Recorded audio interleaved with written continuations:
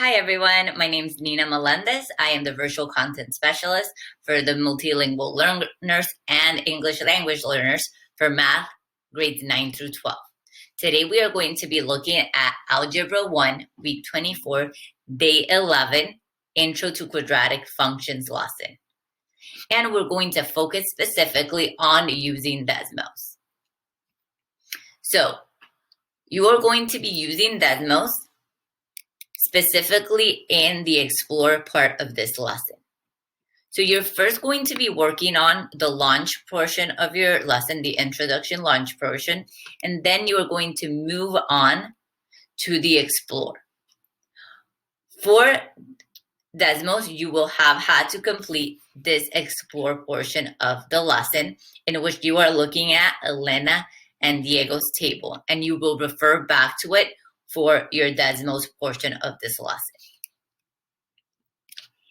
Inside C Explore, this is specifically where we are going to be using our Desmos graphing calculator. Our Desmos graphing calculator is linked right into the slide, right here in blue, where it says use the Desmos graphing calculator to graph both Elena and Diego's tables. So I'm going to do that first. Use the Desmos graphing calculator to graph both Elena and Diego's table. I'm only going to graph Elena's table. Where is this table? It's the table that was on the previous slide, Elena's table. So I'm going to graph the ordered pairs provided here. Remember, you can expand on the ordered pairs to be able to graph them all, okay? I'm going to graph the ordered pairs provided here.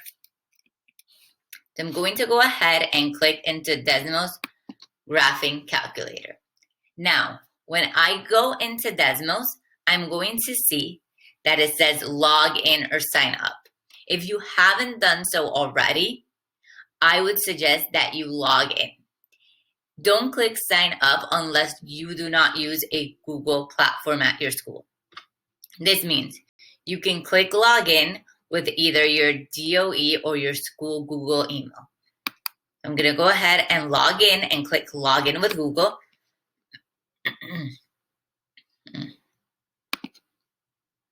And log in with the school email. Now, once logged in, you're going to see that your name pops up on the top right corner of your screen. See your name pops up on the top right corner of your screen.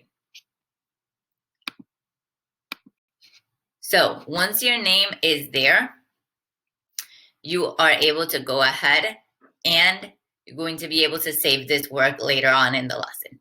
I'm going to go ahead first and I'm going to write my ordered pairs. So remember, they're given as a table, but a table are just a set of ordered pair or coordinates. So I'm going to put them in parentheses. So I'm going to go ahead and look at these 0, 0, 116, 264, and go ahead and go into Desmos.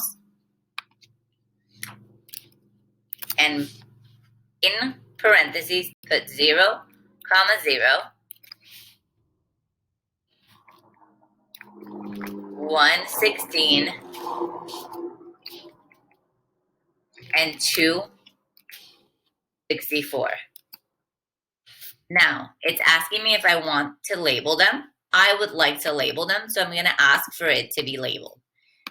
Now, if you only see the 100, you can always click zoom out to be able to see more of your graph and see where the rest of your coordinates are. Now I'm going to go ahead and look at the rest of this question. It says, then explain whose graph matches the expression 16t squared and whose graph matches the expression 576 minus 16t squared. Explain your reasoning. So I'm going to go ahead and only look at one of these, not look at both. I'm going to look at 16t squared. And instead of using t, I'm going to use x. Remember, I want to write a function, so I'm going to write it in terms of y equals. So y equals 16. Instead of t, I'm going to use x squared. And I see that a graph, remember the purple, So right here, purple matches this, pops up. I can also zoom in and zoom out to see clear. Now, it seems like these points pass through this graph, but I want to make sure.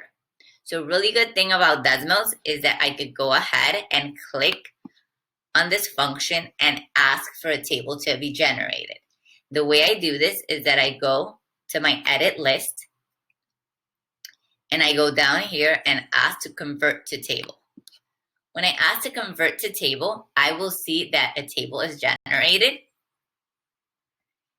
and I am able to see whether or not these coordinates from the table match to the table that Elena had. Now, after doing this, I want to share my table and graph. But how do I do this? So remember at the beginning, we created an account. I have my name right here in the corner. So right now, this is called Untitled Graph. I'm going to go ahead and open this and name my graph. I like to put my name. And I'm going to write intro quadratics. I'm going to write Elena's table.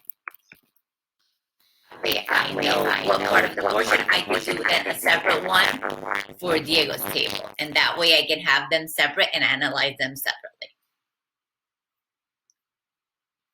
And I'm going to click save.